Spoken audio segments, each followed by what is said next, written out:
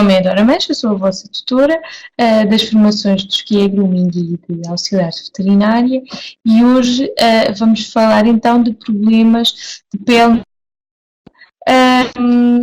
A apresentação, como nos webinars anteriores, vai ser em modo perguntas e respostas, portanto eu peço que quando tenham perguntas ou escrevam aqui no bate-papo, onde eu vou dizer boa tarde, ou então que escrevam, ou então que cliquem no botão que aparece por baixo da minha fotografia, do meu vídeo, que diz colocar pergunta, e então depois podem colocar a pergunta oralmente se tiverem microfone.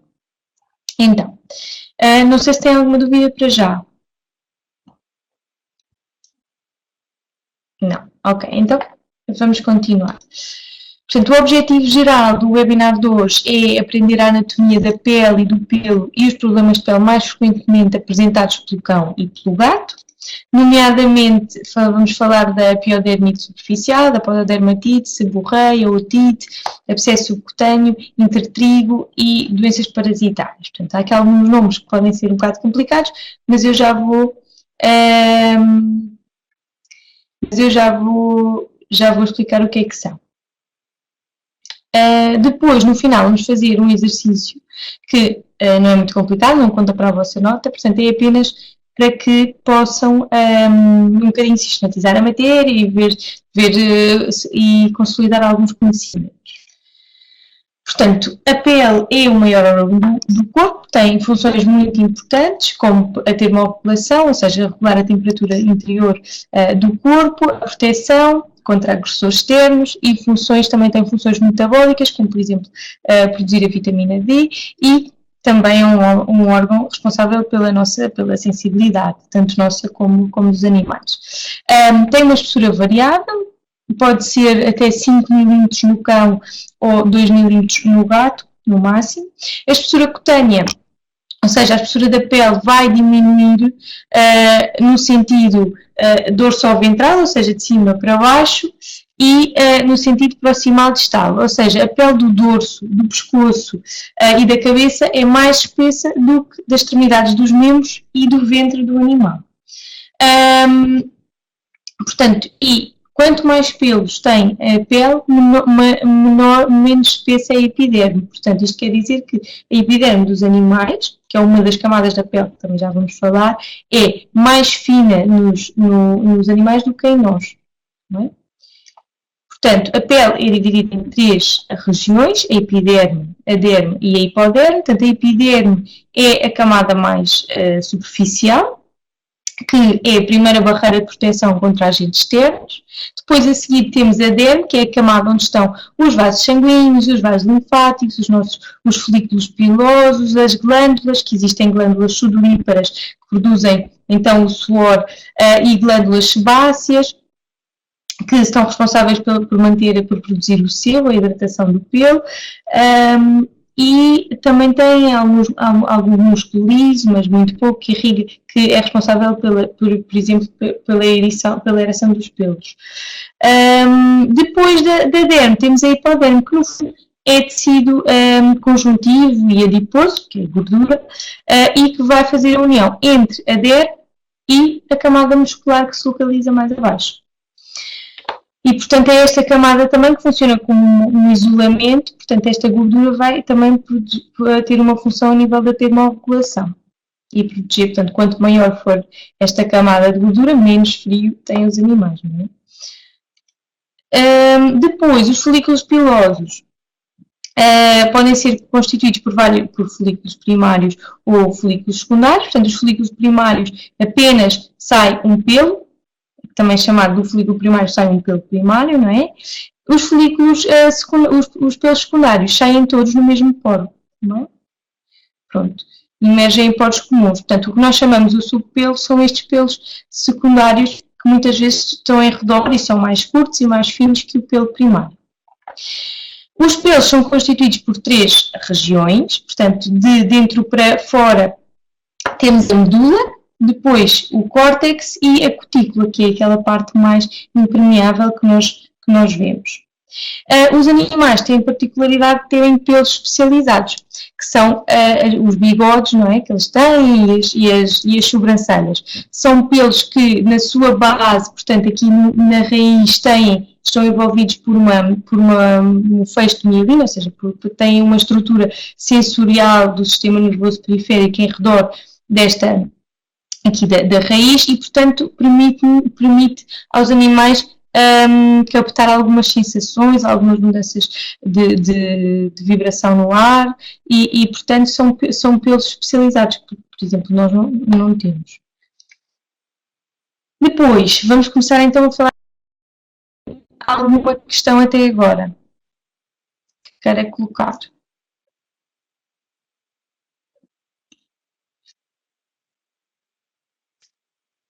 A Jéssica não está. Temos muita gente, 10 pessoas. Muito bem.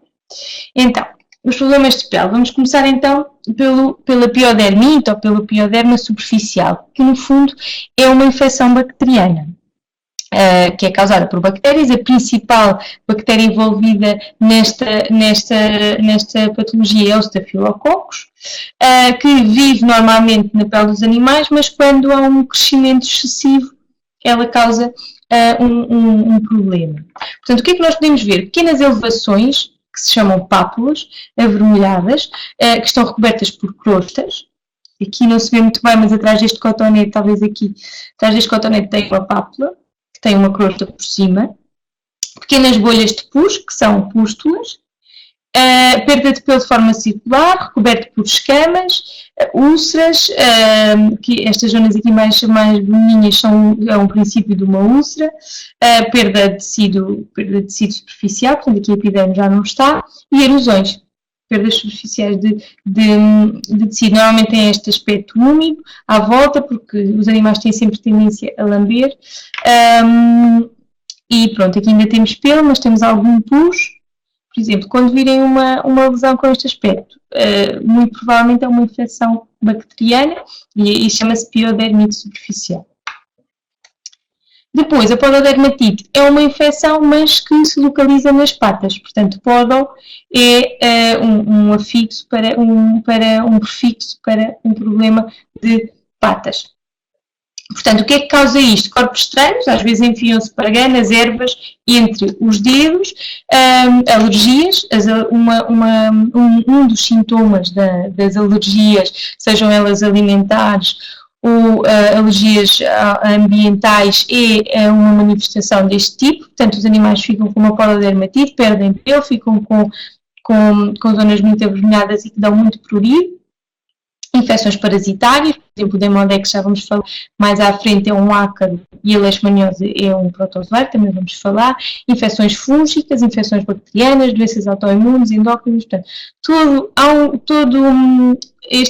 todas estas doenças podem causar, então, uma pododermatite. É mais comum nos cães do que nos gatos. E os sintomas: os animais apresentam cansaço, têm úlceras na pele, têm lesões na pata avermelhadas, inchadas, doídas e têm comichão. O que é atópia? Onde é que isso está escrito? Atópica. Atopia. Atopia. A atopia é uma forma de alergia.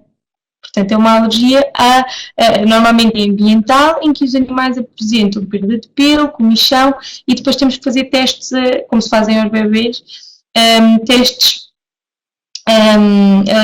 intradérmicos para ver qual é que é o alergeno responsável. Portanto, é uma alergia específica. Depois, a seborreia. Portanto, toda a pele do cão tem glândulas sebáceas, como eu falei há bocado, que estão na derme. Estas glândulas sebáceas produzem sebo, que serve para lubrificar o pelo e dar-lhe aquele aspecto que ele tem, suave, lustroso.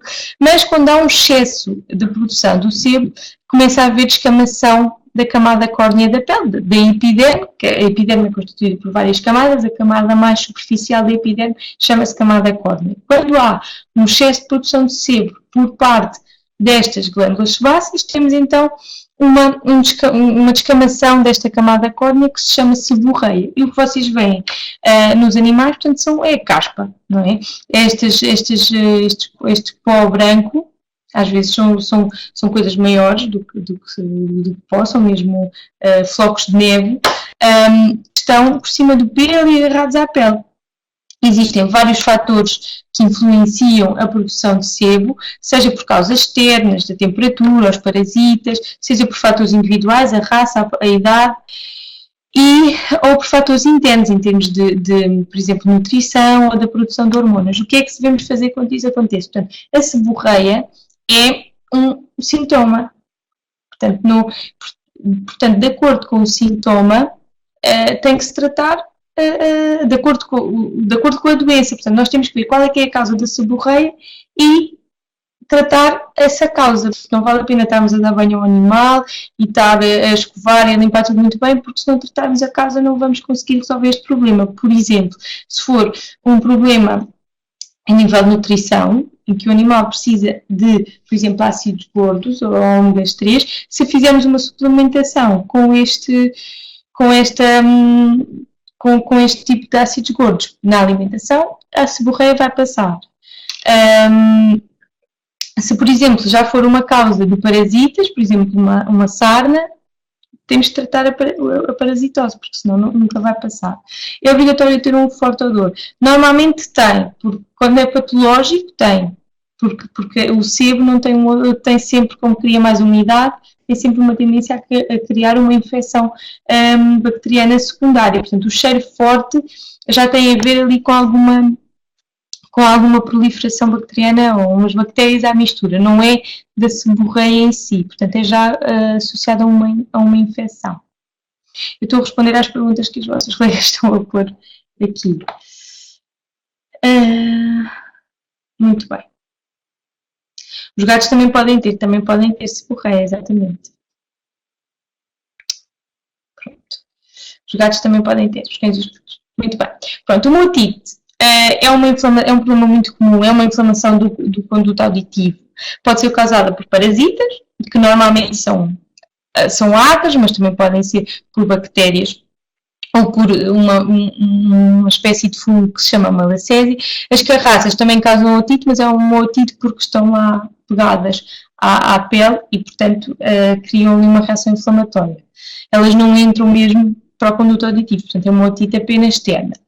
Os corpos estranhos, portanto, cães que andam no campo, orelhas compridas, as parganas e as espigas podem entrar para dentro do conduto auditivo, e doenças alérgicas, como por exemplo a dermatite alérgica atópica e a alergia alimentar, também podem causar otites.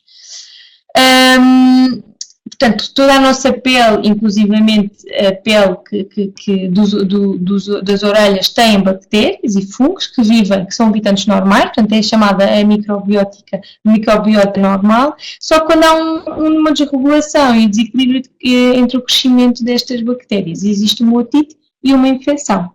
Os cães com orelhas caídas, e grandes e longas e com muitos pelos dentro do conduto auditivo, são atreitos a ter este tipo de patologia. O que é que nós temos? Normalmente temos um cheiro forte, dor, o cão balança muito a cabeça, balança muitas vezes a cabeça, tem a intenção de coçar principalmente com as patas, tem uma secreção amarelada, por exemplo, ou então é um pó preto que é mais típico dos ácaros, normalmente a pele está vermelha, e pode haver hemorragia.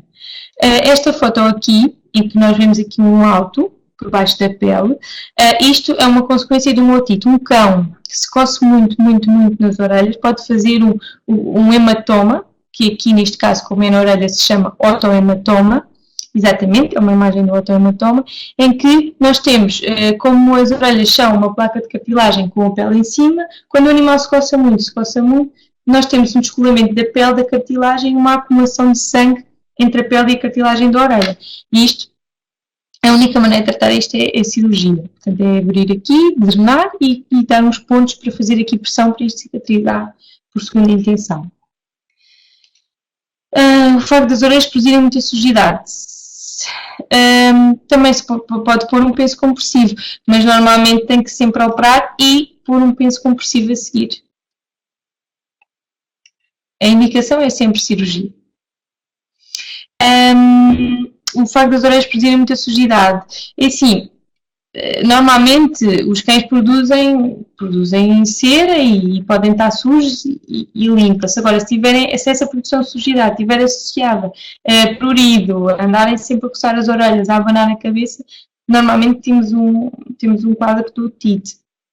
Pode sempre também ir ao veterinário e fazer com cotonete, tirar um bocadinho dessa sujidade, colocar numa lâmina, ver no microscópio óptico e normalmente seja a bactéria consegue-se ver o que é que está ali, ou se há ali alguma coisa que já causa o problema. Pronto. Tem mais alguma questão sobre as otites? Ok, muito bem. Depois do otite, o abscesso subcutâneo. São infecções, como o próprio nome indica, localizadas no tecido subcutâneo, ou seja, debaixo da pele. São caracterizadas por acumulação de muco, muco, pus, que tem aquele aspecto que nós vemos aqui, de leite cremoso.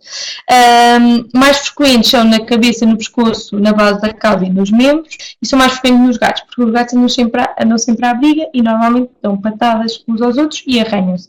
E como há só um ponto de entrada e as unhas dos gatos as unhas e os dentes estão muito infectados, têm muitas bactérias, normalmente cria-se ali uma infecção subcutânea, que podem chegar a este aspecto, não é? Temos aqui uma bola de pus que já está a drenar por aqui. Mas pronto, este gato já está no veterinário, vai colocar um dreno aqui. Os animais apresentam febre, isto é uma infecção, depressão, não comem, aumentam os gânglios linfáticos que estão em redor da ferida, que são aquelas bolinhas que nós podemos palpar aqui em redor do pescoço e debaixo aqui da garganta. E temos dor, rubor, que é inflamação, vermelhidão, edema e aumento da temperatura. Pronto, aqui temos um cão, isto é um abscesso no dorso do animal, em que já estamos a drenar. Aqui temos outro abscesso, neste gato também. Pronto, normalmente uma elevação, com dor, aumento da temperatura, vermelha, normalmente temos um abscesso. Depois, o intertrigo. O intertrigo é uma infecção bacteriana que afeta a pele das pregas de pele dos animais. Portanto, isto é mais comum em animais que têm pregas de pele, como por exemplo o Shar-Pei, é um exemplo muito comum em que nas pregas de pele tem, por acaso não tenho aqui nenhum Shar-Pei, mas tem muitas rugas na pele e no interior dessas pregas de pele têm e podem ter infecção, se não são bem cuidados. Os vacês e os bulldogs também costumam ter aqui, principalmente na cara. Este cão, por exemplo, não é um cão que tenha pregas de pele, mas tem aqui na prega labial tem um intertigo. Os sinais clínicos têm uma hiperémia, portanto são vermelhos, inchados, têm prurido, têm perda de pelo, que é o que quer dizer hipotricose. E, portanto, estas zonas das pregas de pele são zonas úmidas e que são um habitat perfeito, um ambiente perfeito para uma bactéria crescer. E, portanto, isto tem que ser tratado com lavagens, muitas vezes tem que se fazer antibiótico. O Guilherme assistiu a um hospital que foi uma cadela mentosa. Penso que assistiu ao vídeo da rotorrada do hospital de Cuba. Se foi a mesma cadela mentosa. Não deve ser. Não deve ser a mesma cadela do hospital, mas pronto. Muito bem. Então, e tem mais alguma questão relacionada com o que vimos até agora? Vimos abscesso, intertrigo, pioderma, otites. Olha, está aqui um Shar-Pei. Vêem as rugas todas que ele tem na cara. Pronto. Na piodermatite, sendo uma causa de infecção bacteriana, tem cura? Sim, tem cura. Se tiver bem, tem um abscesso, pode ser uma úlcera, pedras manuais, terá mais um problema de sistema digestivo. É assim, uma infecção bacteriana tem sempre cura, normalmente é antibiótico, lavagens, limpeza com soluções desinfetantes, secagem, pode-se aplicar também uma pomada com antibiótico, ou uma pomada desinfetante ou cicatrizante, e depois faz antibiótico oral. A pitbull da sua tia, Pode ser um abscesso, pode ser um tumor, por exemplo. Os tumores das glândulas mamárias podem ulcerar e criar abscessos, por exemplo. Uma mastite pode ser também uma inflamação da glândula mamária, mas não sei, só vendo. Pronto. Depois, os parasitas da pele. Podemos avançar? Muito bem. Pronto, os parasitas da pele, ácaros. Os ácaros são vários e não se conseguem ver à vista desarmada, portanto podem cometer os cães, os gatos e a nós, e portanto há algumas sarnas dos animais, particularmente do cão e do gato, que nos podem afetar, como é o caso da sarna sarcóptica, também, que é causada pelo Sarcoptes scabiei e pode atingir cães de todas as idades, em todas as alturas do ano.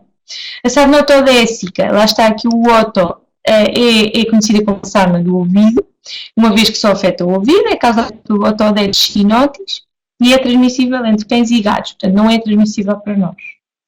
A sarna demodécica é causada pelo Demodex canis, ao contrário das outras não é contagiosa, portanto todos os cães têm nos folículos pilosos este ácaro, também. Só que este ácaro pode começar a multiplicar quando existe uma imunossupressão. E, portanto, pode ser transmissível entre cães que estejam doentes, não é? Se um cão, quando doente se envolve Demodex, se estiver ao lado de outro cão que também esteja doente, pode transmitir. Agora, não é se for um cão saudável, normalmente não é contagioso. E a sarna notoéntrica, que é o equivalente à sarna sarcóptica, mas só nos gatos. Afeta os gatos e pode nos afetar a nós, mas não afeta cães. É contacto direto de animal para animal, transmite-se assim, e pode-se transmitir por máquinas de esquia, por escovas, por toalhas, por gaiolas, entre outros, tal e qual como a sarcóptica. E a otodécica também, mas só nos ouvidos. Portanto, o sinal principal da sarna é o prurido, a comichão. Há zonas, os cães às vezes coçam-se tanto que criam este tipo de feridas, há perda de pelo, há escamação, há seborreia, e portanto os animais estão normalmente com um mau aspecto geral. Portanto, falando um bocadinho de cada uma, portanto, o Demodex tem este aspecto, causado à sarna demodécica, e vive no interior do folículo piloso, como vocês podem ver aqui.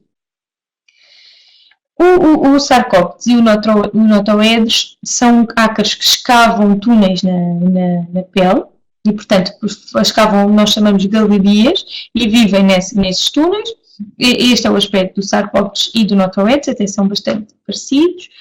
E o Otodetes vive na superfície da pele e, portanto, habita apenas os ouvidos. E pronto. Éramos para falar destes 4 parasitas. Portanto, este não escava, vive na superfície da pele. O Sarcoptes e o Notoedes escavam túneis e, portanto, tem um aspecto bastante impressionante nos animais, portanto, causam grandes feridas. E o Demodex habita no folículo piloso. Pronto. Depois, passando aos fungos. Os fungos, quando há uma infecção fúngica na pele, nós normalmente chamamos de dermatofitose. Vulgarmente é chamada tinha. São infecções das camadas superiores da pele. Estas infecções fúngicas cutâneas têm um aspecto muito característico, que são estas faltas de pelo circulares, que nós podemos ver aqui, que não têm... Podem ser ou não associadas a prurido, portanto, o prurido não é uma marca como é no caso das sarnas. Temos zonas circulares de falta de pelo, da alopécia. Temos um anel vermelho à volta, de inflamação, de escamação e hiperpigmentação, ou seja, a pele nestas zonas às vezes fica mais escura do que no restante do restante corpo. O fungo alimenta-se de queratina, que é a camada mais superficial da epiderme, que é pelo que é constituída a epiderme, e portanto eles vivem ali e conseguem viver em tecidos que não tenham grande inflamação. Eles acabam por não incomodar muito, mas são altamente contagiosos. A tinha, inclusivamente, é contagiosa também para os humanos. Pronto, aqui temos alguns exemplos. Isto é uma lesão típica. Portanto, se vir um animal com este tipo de lesões, é melhor colocarem umas luvas e depois existem testes que se fazem para ver se há ou não crescimento de fungo. Mas é melhor manipulá-lo com luvas e mantê-lo afastado de outros animais. Depois, as pulgas. Guilherme ia dizer alguma coisa? Não. Ok. Portanto, as pulgas são os parasitas mais frequentes do cão e do gato. Isto é uma razão de ida ao veterinário muito comum. As pulgas do cão e do gato são diferentes, têm nomes, são de subespécies diferentes, têm nomes diferentes, alimentam-se do sangue do animal e possuem uma capacidade de reprodução extraordinária. Uma pulga dá origem a montes de pulgas filhas. E não está relacionado. Uma gata não foi esterilizada e tive de ser reparada nos anos 2000. E nunca mais cresceu, pelo que nessa zona se pode explicar. É assim, há quanto tempo é que ela foi esterilizada? O ciclo do pelo demora mais ou menos um mês. Pode demorar 2 anos. Não existe nenhuma razão aparente para isso acontecer. Mas ela foi com máquina de esquiar, não é? Que foi rapada. Não existe muito, normal, nunca me aconteceu. Depois de uma cirurgia, sem uma patologia associada, nunca mais crescer o pelo nessa zona. Pode demorar 1 mês, 2 meses, mas sem uma explicação, não sei dizer.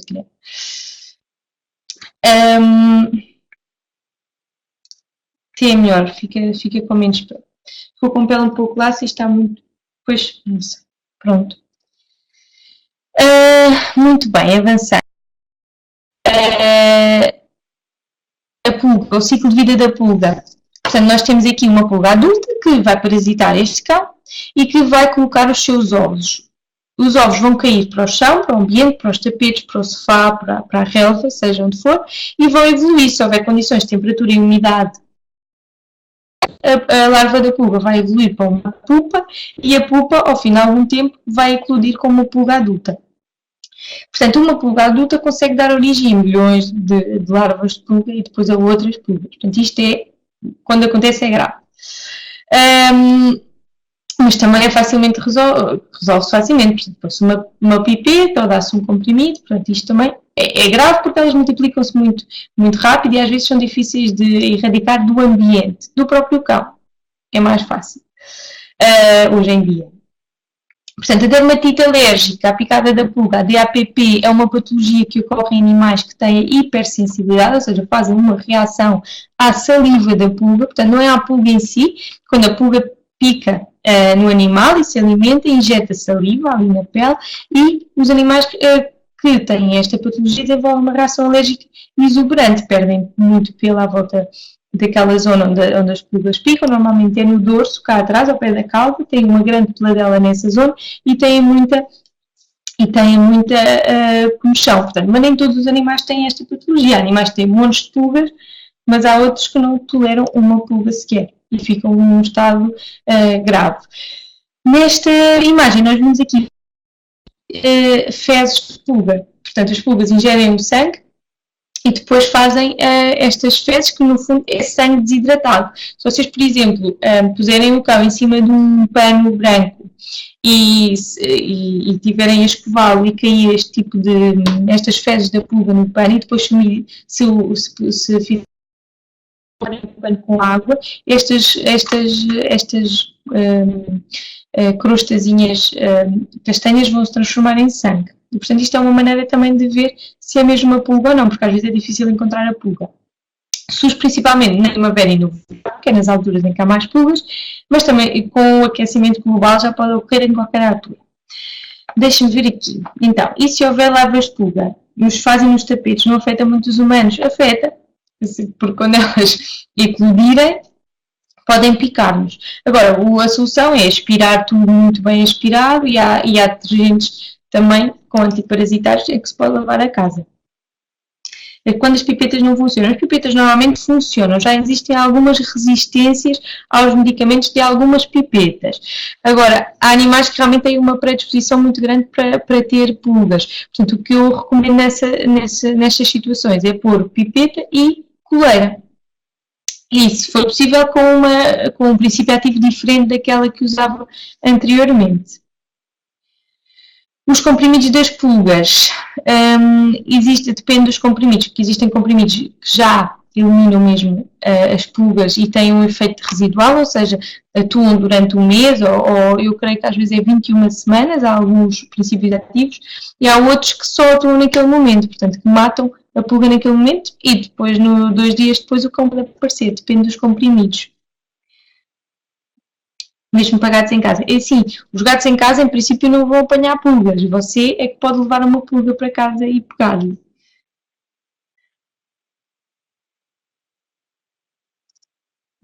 Qualquer pulga nos pode picar. Se estiver com muita fome, portanto, não, seja do cão ou do gato. Eu já fui picada por pulgas de cães e de gatos.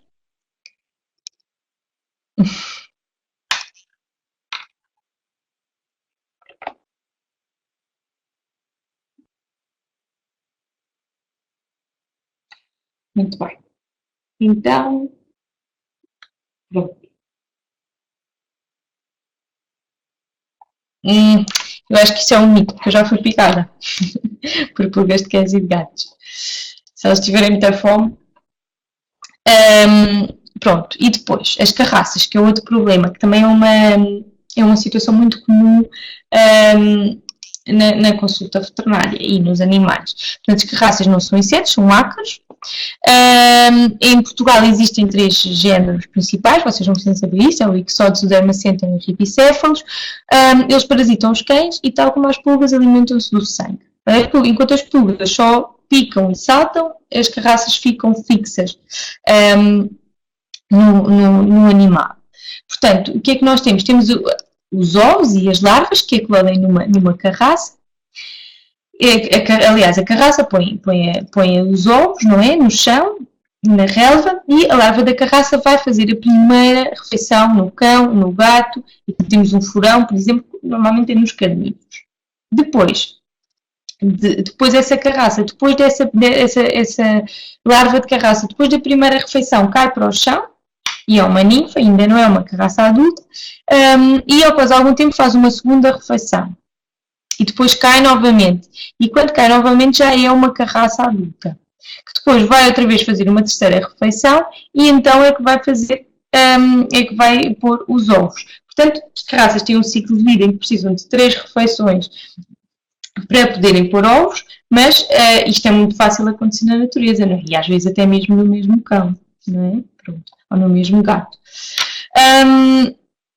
Elas são responsáveis por infecções cutâneas no local de fixação à pele, portanto aquela zona fica muito eritematosa e além de fazerem esta infecção, também transmitem doenças. Todos vocês já devem ter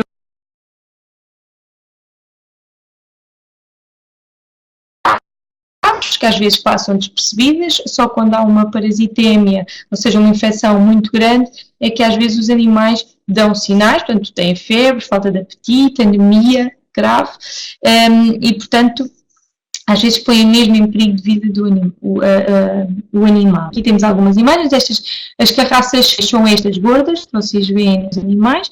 Os machos normalmente não engordam, são sempre aquelas mais castanhas, que eu não tenho aqui nenhuma, que estão ao lado das fêmeas. Normalmente está uma fêmea no centro com montes de machos à volta.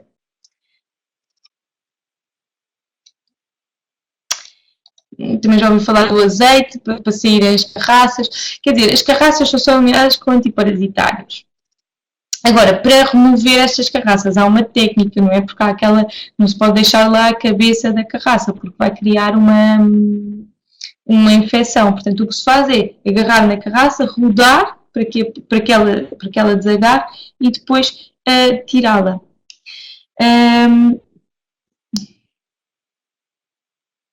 São as pipetas e as coleiras são contra carraças. Portanto, existem, diz na caixa, tem que verificar sempre. Portanto, existem pipetas só para carraças, existem pipetas para pulgas, mas a maioria, pelo menos aquelas que se vendem no veterinário, nas clínicas, são para carraças e para pulgas. E é sempre isso que é melhor. Carrapatos. Carrapatos é em brasileiro.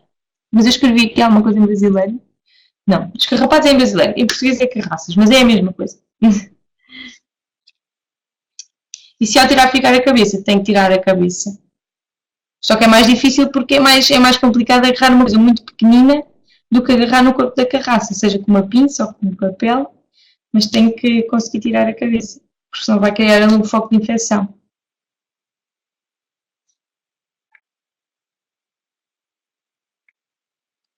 Pronto, muito bem. Depois, os mosquitos. Os mosquitos em si, em Portugal, o que é mais eficaz? As pipetas ou as coleiras? Eu já tive boas e más experiências com as duas coisas. Uma boa coleira, uma boa pipeta de uma marca conhecida, de uma farmacêutica que seja respeitada, normalmente dá sempre resultado. A não ser, por exemplo, o Frontline, como já é utilizado há muito tempo, acaba por ter já muitas resistências. E o problema não é bem o princípio ativo ou a falta de eficácia. O problema é que as pulgas e as carraças já arranjaram uma estratégia para se livrarem do medicamento. E, portanto, já não funcionam. Mas não, as pipetas, o Advantix, o Advantage, o Activil são ótimas. E agora há uns comprimidos novos que atuam contra as carraças e as pulgas e que se dá, eu creio que é de 21 semanas e que são espetaculares. Só que não fazem mosquito, não é? Fazem carraça pulga, não fazem mosquito. E o mosquito, como eu agora não me lembro do nome, não me lembro do nome do comprimido, mas eu tenho que ver, não me lembro do nome. São caros, mas não me lembro do nome.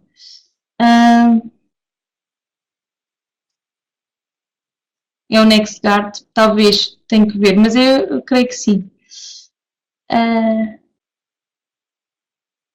Está uma grande confusão, espera.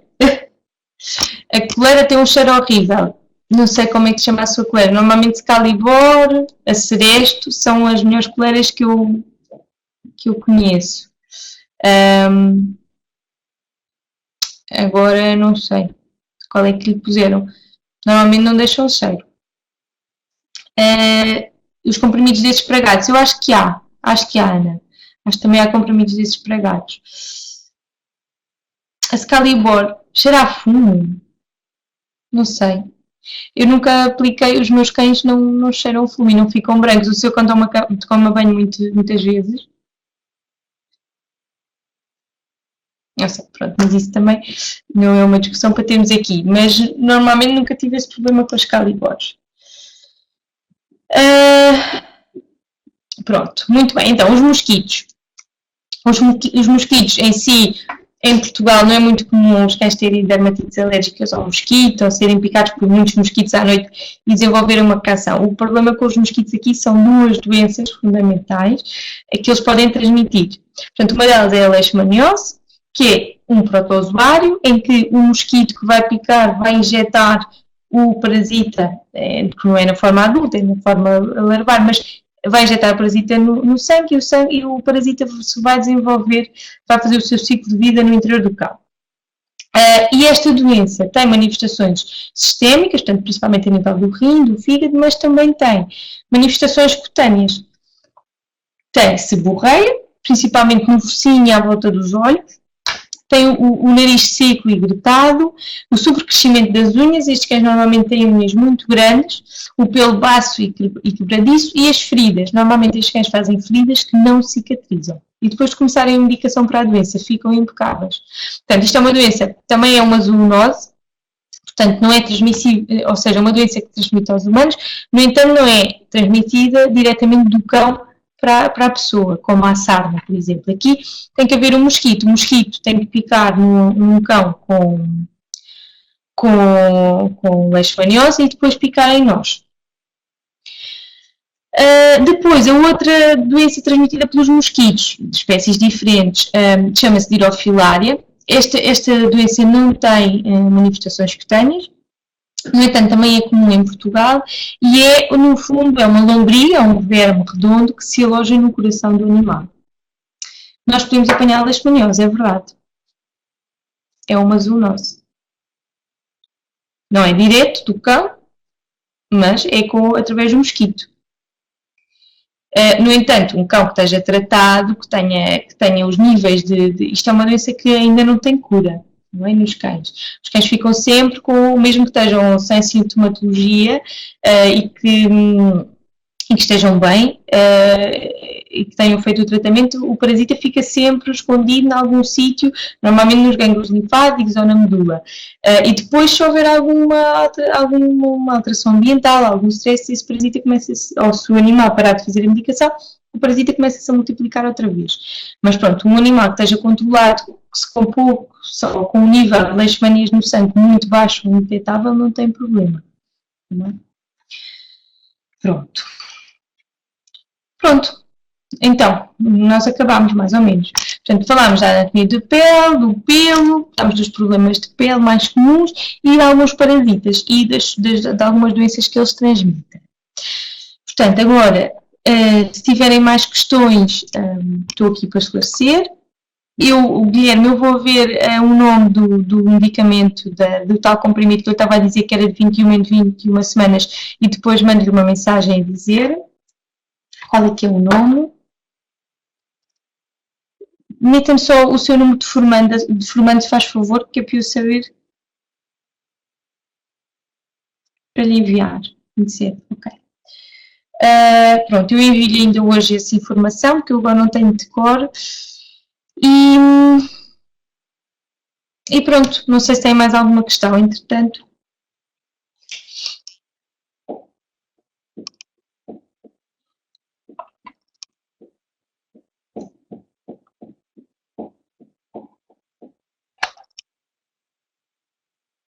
O PowerPoint, eu vou pôr em PDF no campus, está bem? Quando puser o vídeo, eu vou pôr o vídeo na unidade correspondente e vai ficar também o PDF, está bem? Da apresentação.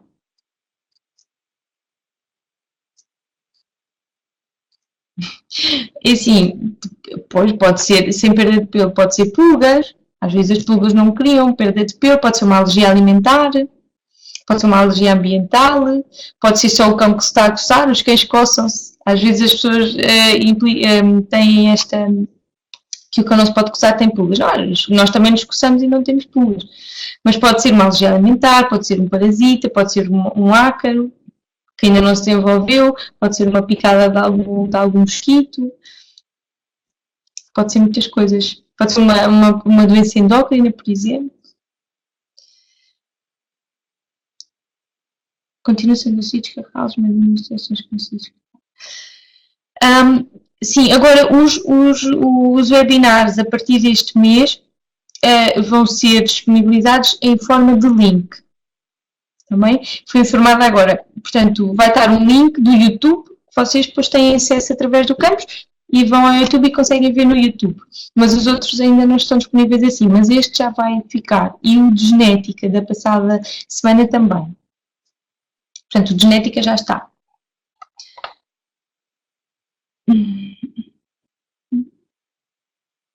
Pronto, muito bem. Então, agora vamos fazer. Pois, então, esse exercício está nas unidades, o objetivo é mandarem para eu vos mandar as soluções. Dentro da respectiva unidade, sim, da unidade do campo, está lá links, dentro daquele separador da unidade tem links e depois clicarem vem a descrição e há de estar vídeo do webinar de genética ou vídeo do webinar dos problemas de cães. Os anteriores estão como vídeo, está bem? Os anteriores estão como vídeo. Os primeiros covos, as raças estão como vídeos. Muito bem. Então, agora vamos fazer este exercício, que é fazer a correspondência da coluna A com a coluna B, para ver se lembram de alguma coisa que ouviram. Eu vou-vos dar 10 minutos, está bem? Para vocês terem tempo para ler e depois têm as soluções.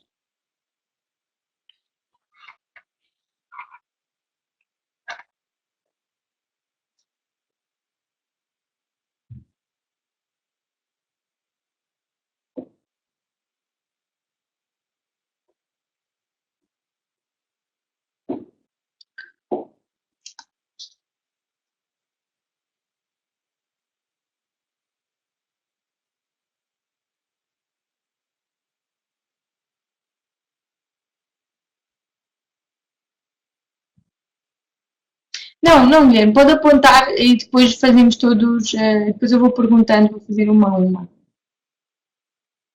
Pode apontar para ter algum tempo a pensar e depois já falamos.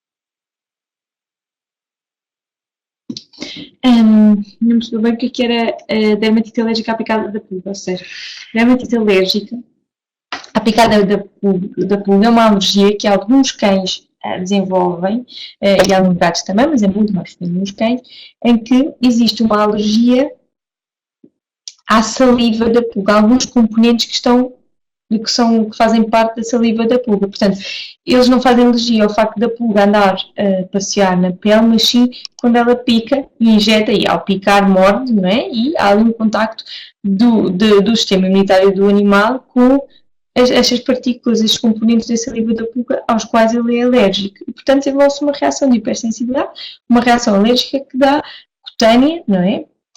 Em que dá prurido, incômodo, edema, rubor, há perda de pelo.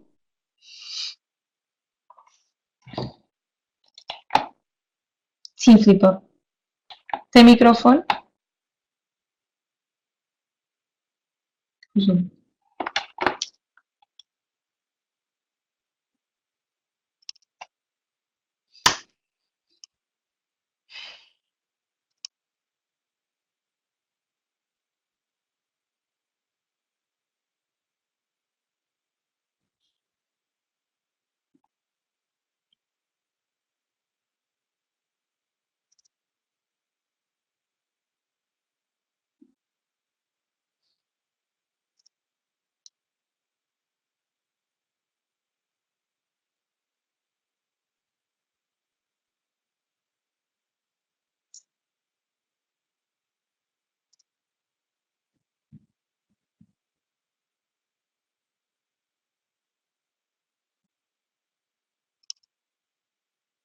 Muito bem, então vamos começar a corrigir. Então, o que é que puseram na 1? Também estive a fazer agora. Muito bem. E na 2? Muito bem. E na 3? Seborreia. É. E na 4? É. E na 5? Está tudo bem? Muito bem. Na 5 é G. E na 6? O F. Na 7? O B. O 8? O C. Mas é assim, se errarem, tentem perceber porquê, porque senão, porque se não perceberem eu explico. O 9 é o M. O 10, o 11, o 12 e o 13. Muito bem, vocês estão especialistas aqui nos problemas de pele do cão e do gato.